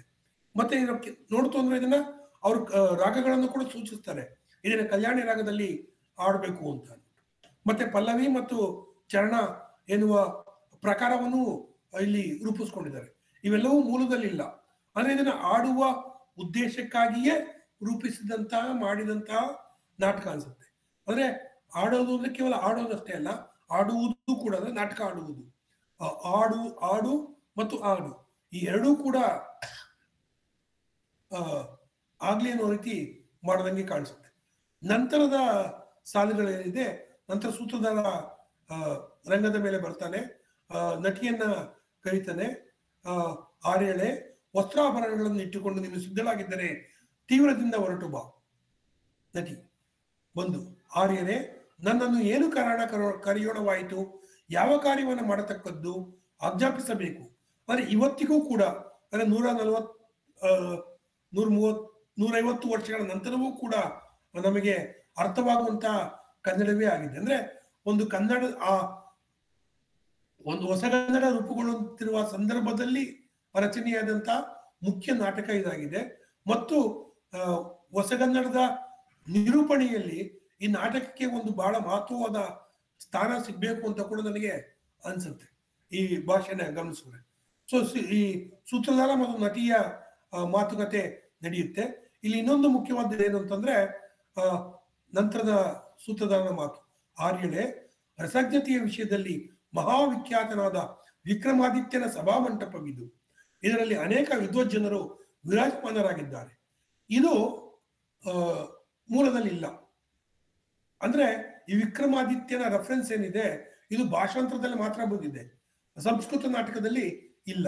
ಅಂದ್ರೆ ಇವರು ಕೇವಲ ಅನುವಾದ ಮಾಡ್ತಾ ಇಲ್ಲ, ಅದರ ಜೊತೆಗೆ ಕಾಳಿದಾಸನ ಬಗೆಗೆ ಆ ಕಾಲದಲ್ಲಿ ನಡೆಯುತ್ತಿದ್ದಂತಹ ಸಂಶೋಧನೆಗಳು, ಕಾಳಿದಾಸ ಯಾವ ಕಾಲದವನು ಎನ್ನುವ ಬಗ್ಗೆ ಬಹಳಷ್ಟು ಸಂಶೋಧನೆಗಳಾಗಿವೆ. ಆತನನ್ನ ಕೆಲವರು 2ನೇ ಶತಮಾನ ಅಂತಾರೆ, ಕೆಲವರು 8ನೇ ಶತಮಾನ ಅಂತಾರೆ. ಸೊ ಒಂದು 600 ವರ್ಷಗಳಲ್ಲಿ ಅದನ್ನ ವ್ಯತ್ಯಾಸ ಆಗಿದೆ. 8ನೇ ಶತಮಾನ ಅಂತ ಹೇಳ್ತಾರೆ. ಮತ್ತು ವಿಕ್ರಮಾದಿತ್ಯನ ಆಸ್ಥಾನದಲ್ಲಿ ಇದ್ದಂತ ಒಂದು ಆರ್ಗ್ಯುಮೆಂಟ್ ಕೂಡ ಇದೆ. ಅದನ್ನ ಇವ್ರು ತಿಳ್ಕೊಂಡಿರೋ ಕಾಣಿಸುತ್ತೆ. ಆ ಕಾರಣಕ್ಕಾಗಿಯೇ ಈ ಒಂದು ಡೈಲಾಗ್ನ ಅನುವಾದ ಮಾಡ್ಬೇಕಾದ್ರೆ ಅವರು ಈ ಒಂದು ಸಂಭಾಷಣೆಯನ್ನ ವಿಕ್ರಮಾದಿತ್ಯನ ಸಭಾಮಂಟಪದಲ್ಲಿ ವಿದ್ವಜ್ಜನರು ಈ ನಾಟಕ ನೋಡ್ತಾ ಇದ್ದಾರೆ ಅನ್ನೋದನ್ನು ಸೇರಿಸ್ತಾರೆ. ಅಂದ್ರೆ ಕಾಳಿದಾಸ ಕವಿಯಿಂದ ರಚಿಸಲ್ಪಟ್ಟಂತ ಅಭಿಜ್ಞಾನ ಶಾಕುಂತಲ ಅನ್ನೋದು ಮೂಲದಲ್ಲಿದೆ. ಆದ್ರೆ ವಿಕ್ರಮಾದಿತ್ಯನ ಸಭಾಮಂಟಪ ಎನ್ನುವ ಅಂಶ ಮೂಲದಲ್ಲಿ ಇಲ್ಲ. ಇವ್ರು ಸೇರಿಸ್ತಾ ಇದ್ದಾರೆ ಅದನ್ನ. ಅಂದ್ರೆ ಕಾಳಿದಾಸನ ಬಗೆಗೆ ತಿಳ್ಕೊಂಡಂತ ಅಂಶಗಳನ್ನು ಕೂಡ ನಾಟಕದ ಒಳಗೆ ಭಾಷಾಂತರದ ಒಳಗಡೆ ಅವು ತರ್ತಾ ಇದೆ. ಸೊ ಈ ಎರಡು ಅಂಶಗಳನ್ನ ಬಿಟ್ರೆ ಬಹುತೇಕ ಮೂಲಕ್ಕೆ ಅವರು ಇಲ್ಲಿ ನಿಷ್ಠರಾಗಿದ್ದಾರೆ. ಅಂದ್ರೆ ಅರ್ಥದ ದೃಷ್ಟಿಯಿಂದ, ಅದ್ರ ಸ್ಟ್ರಕ್ಚರ್ದ ದೃಷ್ಟಿಯಿಂದ ನೋಡೋದಾದ್ರೆ ಇಲ್ಲಿ ಇದರ ಕನ್ನಡಕ್ಕೆ ಮತ್ತು ನಾಟಕವನ್ನ ಪ್ರದರ್ಶಿಸುವುದಕ್ಕೆ ಅನುವಾಗುವಂತೆ ಬಳಸಿಕೊಂಡಿದ್ದಾರೆ. ಮುಂದೆ ನೋಡೋದಾದ್ರೆ ಪ್ರಯೋಗಿಸತಕ್ಕಂಥವರು ತಾವು ಮಹಾಪ್ರವೀಣರಾಗಲಿಕ್ಕೆ ಯಾವ ಮಾತಿನಿಂದಲೂ ನ್ಯೂನತೆಯಾಗಲರಿಯದು. ಇದು ನಟಿ ಹೇಳುವ ಮಾತು. ಅದಕ್ಕೆ ಸೂತ್ರಧಾರನಕ್ಕೂ ಆದರೂ ನಮ್ಮಷ್ಟಕ್ಕೆ ನಾವು ಪ್ರವೀಣರೆಂದು ತಿಳಿಯಲಿಕ್ಕೆ ಬಾರದು ಬಲಿಯ. ಇಲ್ಲಿ ನಂತರ ಒಂದು ಪದ್ಯ ಬರುತ್ತೆ ಮತ್ತೆ. ಅರೆ ಮಲ್ಲಿಕಾಮಾಲೆ ಕಾಂತೆ ಕೇಳೊರೆಯಂತೆ ಗಂತಿನ ಗಂತದಂತವನಾಂತವರ್ ಕುಂತು ಕೇಳುತ್ತಲ್ಲ ಅಂತ ರಂಗದಿ. ನೋಡಿ ಆ ಸೌಂಡ್ಗಳು ರಿಪೀಟ್ ಆಗುವಂಥದ್ದು. ಒಂದು ಈ ದ್ವಿತ್ಯಕ್ಷರ ಪ್ರಾಸವನ್ನ ಉಳಿಸ್ಕೊಂಡಿರುವಂಥದ್ದು, ಕಾಂತೆ ಕುಂತು ತ್ಯಂತ ನಾವು. ಸೊ ಈ ದ್ವಿತ್ಯಂತರ ಪ್ರಾಸವನ್ನ ಉಳಿಸ್ಕೊಂಡಿರುವಂಥದ್ದು. ಅದ್ರ ಜೊತೆಗೆ ಅದೇ ಸೌಂಡು ರಿಪೀಟ್ ಆಗುವಂಥದ್ದು. ಕಾಂತೆ ಕೇಳೊರೆಯಂತೆ ಗಂತಿನ ಗಂತದಂತ ಒನ್ ಅನಂತವರ್ ಕುಂತು ಕೇಳುತ್ತಲಂತರಂಗದಿ ಸಂತಸಂ ತಳೆದಿಂತು ಪ್ರತ್ಯಂತರಂ ಬರುವಂತಿವಂ ತಲೆದೂಗುವ ಪರ್ಯಂತರಂ ನಾಂ ತಳೆದಿರಿಯ ಶಂಕೆ ಸದ್ಗುಣವಂತ ನಾಂ ತದನಂತರಂ. ಅಂದರೆ ಒಂದು ಪ್ರಾಸ ಇದೆ, ದ್ವಿತ್ಯಕ್ಷರ ಪ್ರಾಸವಲ್ಲದೆ ಈ ಅಲಿಟ್ರೇಷನ್ ಅಂತ ಏನ್ ಕರಿತೀವಿ, ಅನುಪ್ರಾಸ ಅಂತ ಏನ್ ಕರಿತೀವಿ, ಅದು ಇಲ್ಲಿ ಬಳಕೆ ಆಗಿದೆ ಅನ್ನೋದನ್ನು ಕೂಡ ನಾವು ನೋಡ್ಬೋದು. ಅಂದ್ರೆ ಅವರಿಗೆ ಅದು ಪ್ರದರ್ಶನ ಆಗ್ಬೇಕು ಅನ್ನೋ ಅಂಶ ಮನದಲ್ಲಿ ಇತ್ತು ಅಂತ ನಮಗೆ ಕಾಣಿಸುತ್ತೆ. ಸೊ ಇದ್ರ ಬಗ್ಗೆ ಅಧ್ಯಯನ ಮಾಡಿರುವಂತ ಕುರ್ತಕೋಟಿಯವರು 1989ರಲ್ಲಿ ಕರ್ನಾಟಕ ನಾಟಕ ಅಕಾಡೆಮಿನಲ್ಲಿ BV ವೈಕುಂಠರಾಜು ಅವರು ಅಧ್ಯಕ್ಷರಾಗಿದ್ದಾಗ ಈ ನಾಟಕವನ್ನ ಮರುಮುದ್ರಿಸ್ತಾರೆ ನಾಟಕ ಅಕಾಡೆಮಿ ವತಿಯಿಂದ. ಆ ನಾಟಕ ಅಕಾಡೆಮಿಯ ವತಿಯಿಂದ ಮರುಮುದ್ರಿತವಾದಾಗ ಕೀರ್ತಿನಾಥ್ ಕುರ್ತಕೋಟಿ ಅವರು ಅದಕ್ಕೆ ಮುನ್ನುಡಿ ಬರೀತಾರೆ. ಆ ಮುನ್ನುಡಿಯಲ್ಲಿ ಅವರು ಈ ಅಂಶವನ್ನ ಗುರುತಿಸ್ತಾರೆ. ಅಂದ್ರೆ ವೃತ್ತಗಳಲ್ಲಿ ಮತ್ತು ಕಂದಗಳಲ್ಲಿ ಅವರು ಅನುವಾದ ಮಾಡಿರೋಂಗೆ ಕಾಣಿಸುತ್ತೆ ಅಂತ. ನಾನು ಕನ್ನಡದ ಛಂದಶಾಸ್ತ್ರದ ತಜ್ಞ ಅಲ್ಲದೆ ಇರೋದ್ರಿಂದ ನಾನು ಕುರ್ತಕೋಟಿಯವರ ಮಾತುಗಳನ್ನ ಇಲ್ಲಿ ಉದ್ಧರಿಸ್ತಾ ಇದ್ದೀನಿ. ಸೊ ಇದು ಕೂಡ ನಂತರ ಬರುವಂಥದ್ದನ್ನ ಅವರೇ ಮೆನ್ಷನ್ ಮಾಡ್ತಾರೆ, ಇದು ಶಾರ್ದೂಲ ವಿಕ್ರೀಡಿತ ವೃತ್ತ ಅಂತ.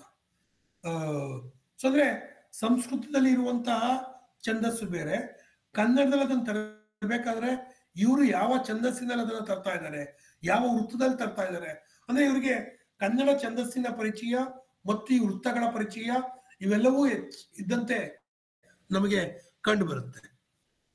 ಸೊ ಈ ರೀತಿಯಾಗಿ ವೃತ್ತ, ಪದ ಮತ್ತು ಪಲ್ಲವಿ ಈ ತರ ಆಡುಗಬ್ಬವಾಗಿ ಇದನ್ನ ಇದರೊಳಗೆ ಪ್ರತಿ 2 ಲೈನ್ ಆದ್ಮೇಲೆ ಒಂದೊಂದು ನಮ್ಗೆ ಹಾಡುಗಳು ಬರುತ್ತೆ. ಮುಂದಿನ ಹೇಳ್ದಂಗೆ ಶಾರ್ದೂಲ ವಿಕ್ರೀಡಿತ ನೋಡಿದ್ರೆ ತೋಯಂ ತುಂಬಿದ ತೋರ ದಿವ್ಯ ಸರಗಳ್ ಕ್ರೀಡಿಂಗೆ ಚೆಲ್ವಾಗಿರಲ್ ವಾಯುಂ ಪಾಟಲ ಪುಷ್ಪದಿಂದೆ ಮಕರಂದಂ ತಾಳ್ದು ಮಂದಾಗೆ ಮೇನ್ ಆಯಾ ಶೀತಲಮಾಗಿ ವನ್ಯ ತರಂಗಳ್ ನೀಡಲ್ಕೆ ನಿದ್ರಾಸುಖಂ ಸಾಯಂಕಾಲದ ಸೃಷ್ಟಿಯಷ್ಟು ಸೊಬಗಂ ತಾಮ್ ತೋರ್ಪುದೆ ಗ್ರೀಷ್ಮದೊಳ್. ಅಂದ್ರೆ ಅಲ್ಲಿನ ಗ್ರೀಷ್ಮ ಕಾಲ ಅಂದ್ರೆ ಸಮ್ಮರ್, ಬೇಸಿಗೆ ಕಾಲದ ವರ್ಣನೆ ಇದರೊಳಗೆ ಸಂಸ್ಕೃತದಲ್ಲಿ ಏನಿದೆ ಅದನ್ನ ಕನ್ನಡದಲ್ಲಿ ಇಷ್ಟು ಚೆನ್ನಾಗಿ ಇವರು ತಂದಿದ್ದಾರೆ. ಆಗ ನಟಿ ಹೌದು ಸ್ವಾಮಿ ನಿಜವಾಗಿದೆ ಅಂತ ಅವಳು ಆಡೋದಕ್ಕೆ ಶುರು ಮಾಡ್ತಾಳೆ. ಅದನ್ನ ಪದ ಅಂತ ಗುರುತಿಸ್ತಿದ್ದಾರೆ. ಮತ್ತೆ ಆ ಪದದ ಸ್ವರವನ್ನು ಕೂಡ ಅವರು ಹಾಕ್ತಾರೆ, ಈ ಪದವನ್ನ ಯಾವ ರೀತಿ ಆಡ್ಬೇಕು ಅಂತ. ನೀಸ ರೀ ರೀ ಗಾಮ ಮಾಪ ಪಾಮ ಗರಿ ಸ ಅಂದ್ರೆ ಅವ್ರಿಗೆ ಸಂಗೀತದ ಜ್ಞಾನವೂ ಇದ್ದಂತೆ ಕಂಡು ಬರುತ್ತೆ. ಇದನ್ನು ಕೂಡ ಕುರ್ತಕೋಟಿಯವರು ಗಮನಿಸಿದ್ದಾರೆ, ಅವರಿಗೆ ಕರ್ನಾಟಕ ಸಂಗೀತದ ಜ್ಞಾನ ಇದ್ದಂತೆ ಕಂಡು ಬರುತ್ತೆ ಅನ್ನುವಂತ ಅಂಶವನ್ನು. ಸೊ ನಡಿಸಕಿ ಕುಂಚ ಬಲದೊಳು ಹೋಗುನು ಮುರಳಿಯ ಕೇಳುನು ಎಂಬ ಪದದಂತೆ ನಡಿಸಕಿ ಕುಂಜ ಬಲದೊಳು ಹೋಗುವ ವಿಶ್ರಮಗೂಡುವ ಕರತರ ರವಿಕರ ದುರಿಗೆ ದಣಿದೆ ಬಲು ನೆರಳೊಳು ಕ್ಷಣಶ್ರಮ ಪರಿಹರಿಸುವ ನಡಿ ಸುಂದರ ಸರೋವರದಿಂದಲಿ ಬರುವ ಸುಗಂಧ ಶೀತಲವಾದ ಮಂದ ಎಲರಿನೊಳು ಆಲಿ ಕುಲ ಚುಂಬಿತ ದಲರಿಲಿ ಬಾಲಯರೊಲಿದು ನಲಿದು ಮಾಲೆಗಳನ್ನು ರಚಿಸುವಲ್ಲಿ. ಅಂದ್ರೆ ಎಷ್ಟು ಈ ಪದ ಮತ್ತು ಅದಕ್ಕೆ ಹಾಕಿರುವಂತ ಸ್ವರ ನಾನು ಆಡ್ತಾ ಇಲ್ಲ, ಸುಮ್ಮನೆ ಓದ್ತಾ ಇದ್ದೀನಿ ಅಷ್ಟೇ, ನಗ್ಬೇಡಿ. ಸೊ ಇದು ಕೂಡ ನಮ್ಗೆ ಬಹಳ ಮುಖ್ಯ ಅಂತ ಅನ್ಸುತ್ತೆ. ಅಂದ್ರೆ ಒಬ್ಬ ಇಂಜಿನಿಯರ್ ಕನ್ನಡದ ಛಂದಸ್ಸಿನ ಪರಿಚಯ ಇದೆ, ಕರ್ನಾಟಕ ಸಂಗೀತದ ಪರಿಚಯ ಇದೆ, ನಾಟಕಗಳ ಪರಿಚಯ ಇದೆ, ಮತ್ತು ಕಾಳಿದಾಸನ ಬಗೆಗೆ ಆ ಕಾಲದಲ್ಲಿ ನಡೆಯುತ್ತಿದ್ದಂತಹ ಸಂಶೋಧನೆಗಳ ಬಗೆಗೆ ನಮ್ಮ ಮಾಹಿತಿ ಇದೆ. ಇವೆಲ್ಲವನ್ನ ಇಟ್ಟುಕೊಂಡು ಮತ್ತು ಈ ಮರಾಠಿ ಮತ್ತು ಕನ್ನಡದ ನಡುವಿನ ಸ್ಪರ್ಧೆ ಏನಿತ್ತು ಈ ಇವತ್ತಿನ ಉತ್ತರ ಕರ್ನಾಟಕ ಎನ್ನುವ ಭಾಗದಲ್ಲಿ, ಆ ಹಿನ್ನೆಲೆಯಲ್ಲಿ ಒಂದು ನಾಟಕವನ್ನ ರಚನೆ ಮಾಡದಂತೆ ಕಂಡು ಬರುತ್ತೆ. ಅರೆ ಈ ನಾಟಕ 69ರಲ್ಲಿ ರಚನೆ ಆದ್ರೂ ಕೂಡ 35 ವರ್ಷಗಳ ಕಾಲ ಪ್ರದರ್ಶನ ಆಗಿರ್ಲಿಲ್ಲ ಅನ್ನೋದೇ ಬಹಳ ಮುಖ್ಯವಾದ ಅಂಶ. ಇದಾದ ನಂತರ ಮತ್ತೊಂದು ಕಂದ ಪದ್ಯ ಬರುತ್ತೆ. ಇಲ್ಲಿಗೆ ನಾಂದಿ ಪದ್ಯಗಳು ಮುಗಿಯುತ್ತೆ. ಆ ಕೊನೆದು ಕೂಡ ಓದ್ಬಿಡ್ತೀನಿ ನಾನು.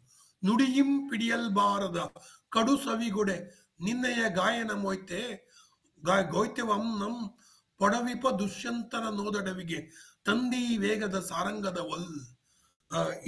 ಅಂದ್ರೆ ಇಲ್ಲಿ ಮುಂದೆ ನಡೆಯುವಂತ ದೃಶ್ಯಕ್ಕೆ ಸೂತ್ರಧಾರ ಲಿಂಕ್ ಕೊಟ್ಟು ದುಷ್ಯಂತನನ್ನ ವೇಗದಿಂದ ಒಂದು ಸಾರಂಗ ತರ್ತಾ ಇದೆ ಇಲ್ಲಿಗೆ ಅಂತ ಹೇಳಿ ಅವರಿಬ್ರು ರಂಗದಿಂದ ನಿಷ್ಕ್ರಮಿಸ್ತಾರೆ.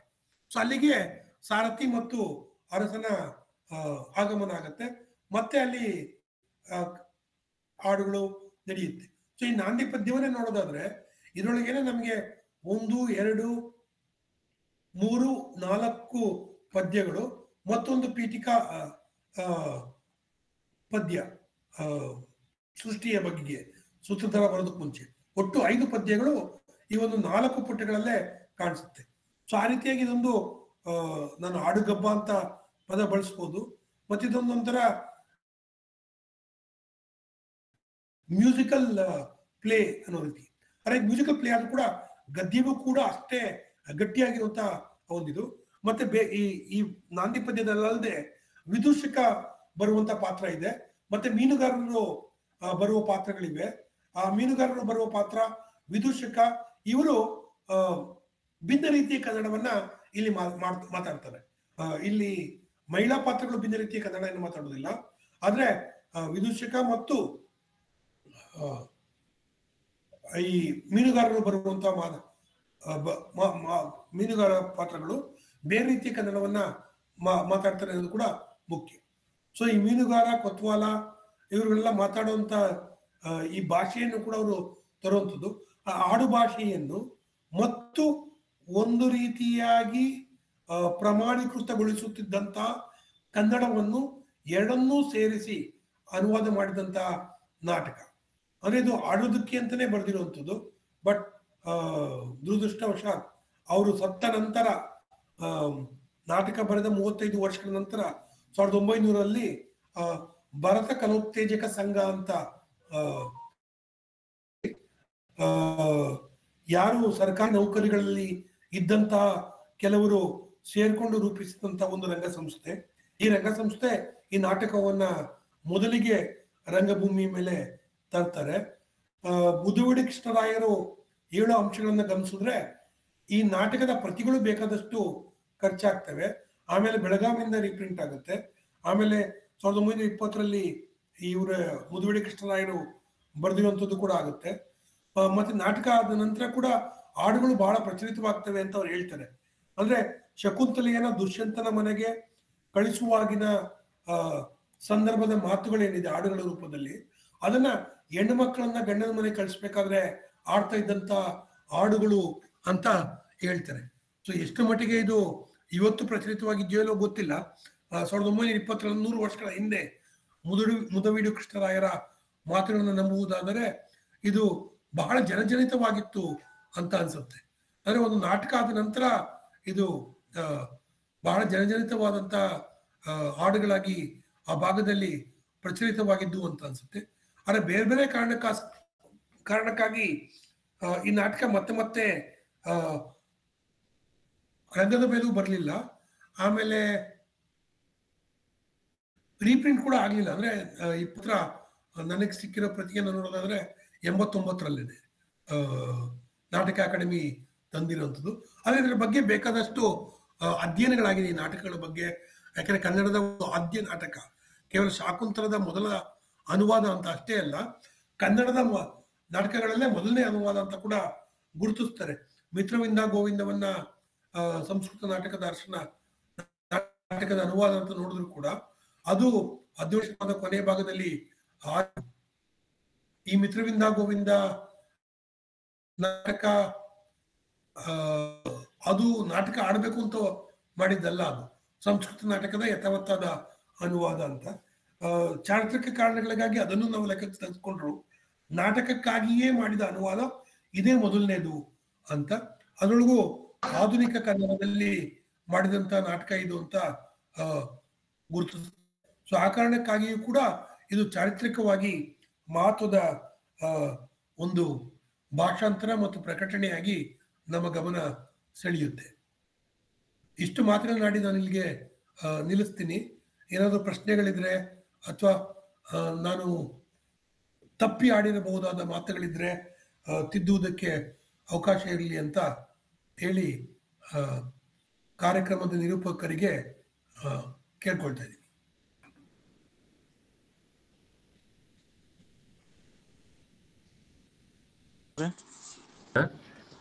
ತುಂಬಾ ಉತ್ತಮ ಉಪನ್ಯಾಸವನ್ನ ನೀಡಿದ್ರಿ ಸರ್.